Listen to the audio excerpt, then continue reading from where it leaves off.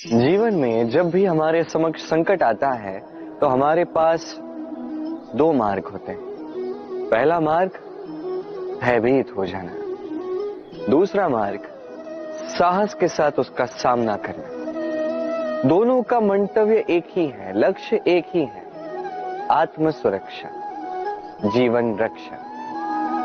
किंतु भय को दुर्बल माना जाता है और साहस को आपका बल माना जाता है। कारण यह है कि भय एक केवल एक प्रतिक्रिया है, वही साहस ये एक निश्चय, एक प्रतिबद्धता। और साहस के साथ यदि संकट का सामना आप करोगे तो हो सकता है उस संकट का सदा सदा के लिए आप दमन कर दो। क्योंकि संकट जब आता है सर्वप्रथम हमारा द्वंद्व होता है यहां मन। उस संकट का सामना हम यहां करते हैं। यदि इस हृदय को, इस मन को साहसी आप बना दो तो इसमें कभी भय नहीं आएगा और उस संकट का सामना करना सरल होगा, विजय प्राप्त करना सरल होगा। इसलिए निश्चित रूप से साहस अधिक श्रेष्ठ है। जीवन में जब भी कोई संकट आए तो साहस के साथ उसका सामना कीजिए और मेरे साथ प्रेम से कहिए राधे राधे। एक गैया और एक बछड़े में कैसा संबंध होता है।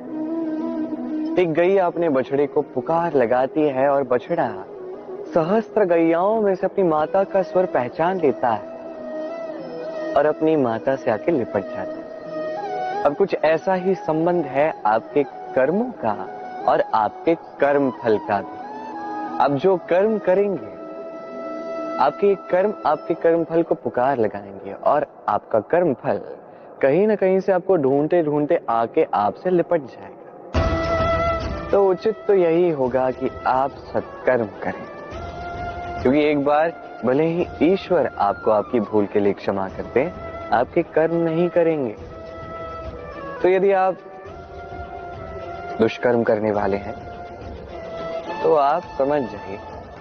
अब यदि आप शुभ कर्म करने वाले हैं तो आप समझ जाइए, जो आपका कर्म होगा आपका फल आपके पास अवश्य आएगा। आज नहीं तो कल, कल नहीं तो कुछ और समय में, किंतु आएगा अवश्य। आइए मेरे साथ प्रेम से कहिए राधे राधे। हम सभी कभी ना कभी जीवन में ईश्वर से कुछ ना कुछ मांगते हैं और ईश्वर जब हमारी मनोकामना पूर्ण करते हैं हम बड़े प्रसन्न हो जाते हैं।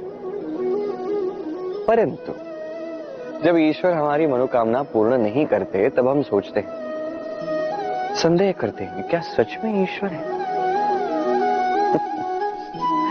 आपको एक बात बता दूं, यदि आपने ईश्वर के समक्ष अपनी इच्छा रखी, अपनी मनोकामना रखी और ईश्वर ने वो पूर्ण कर दी, इसका अर्थ ये है कि ईश्वर जानते हैं कि आपको इसकी आवश्यकता है।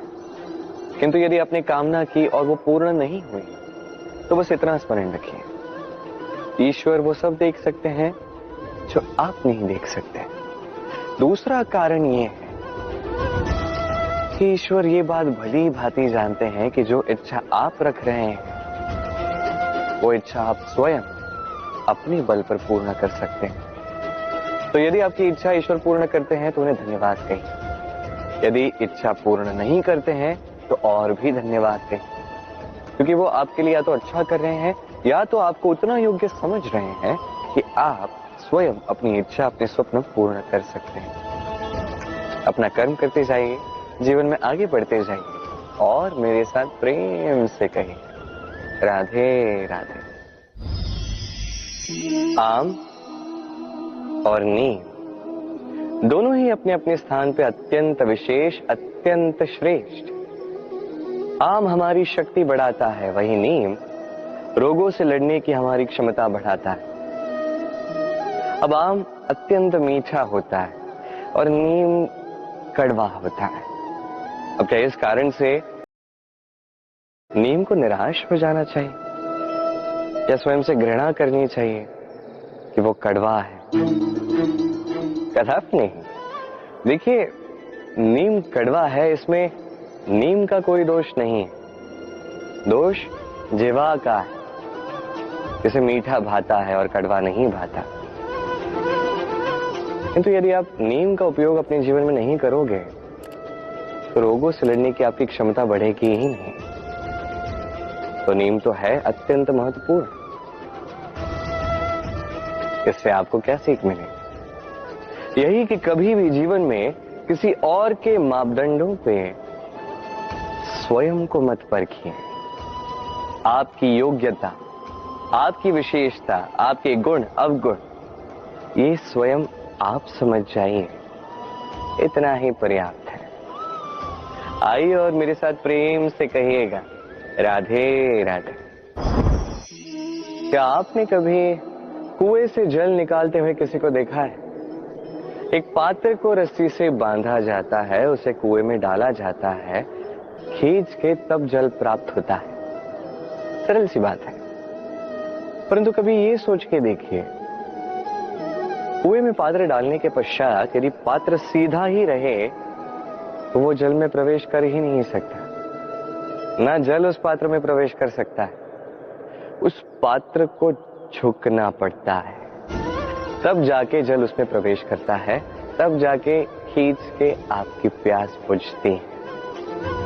अब इसमें जीवन की एक अमूल्य सीख छिपी है, एक सीख जो संसार के हर एक व्यक्ति के लिए महत्वपूर्ण है, और उस सीख का नाम है विनम्रता। संसार में हर एक व्यक्ति को विनम्र होना चाहिए। आप स्वयं को विनम्र बना दीजिए, आपको बड़ों का आशीर्वाद भी प्राप्त होगा, सफलता का साथ भी प्राप्त होगा। आप विनम्र नहीं, कुछ भी टिकेगा नहीं। तो विनम्र रहिए और मेरे साथ प्रेम से कहिएगा, राधे।